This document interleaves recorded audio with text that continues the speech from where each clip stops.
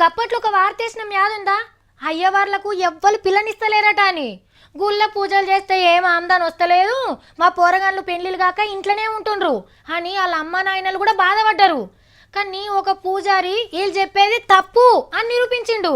ఈ అయ్యవారి పేరు పవనాలు, పెండ్లిళ్ళ పేరయ్య కూడా. సంబంధాలు చూసే కాడ నాకో సంబంధం చూడమని అచ్చినోళ్ళని అడుగుతాడు. అమ్మ నాయన లేరు, పెద్ద చదువులే చదివినా జల్దీగానే సర్కార్ కోలు వస్తది అని నమ్మకతో చెప్తాడు. మనకు ముహూర్తాలు పెట్టే అయ్యవారు మనల్ని సంబంధం చూడమని అడిగిండంటే ఎంత మురిసిపోతాం. మళ్ళా కులం గిలం పట్టింపు లేదు, పెట్టబోతులు అవసరం లేదు, లగ్గం చేస్తే చాలని చెప్తాడు. కిట్ట పరమాత్ముని గుళ్ళ ఇట్లా పూజలు చేస్తాడో ఏమో గాని అందరితోనేమో 3 ముళ్ళు లేపిచ్చి మనోడు 7గురికి కలిపి 21 ముళ్ళేసిండు. 7గురితోని 49 అడుగులు నడిచి 7 మాటల అరుంధతి నక్షత్రం చూసిన నిత్య పెళ్లి కొడుకు. ఓగలికి తెలవకుంటోకల్ని లగ్గం చేసుకునుడు, బిడ్డకు స్కూటీ కొనిస్తా, బంగారి నగ చేపిస్తా అని అత్తగారు తన పైకం గుంజుడు, తెల్లారే మాయమవుడు.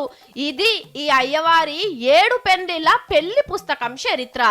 మన పక్క రాష్ట్రం ఆంధ్రాల అనంతపురం జిల్లాలుంటాడు. ఆఖరికి పోలీసోళ్ళు దొరికించుకొని 8వ లగ్గానికి తీసుకొచ్చిండ్రు.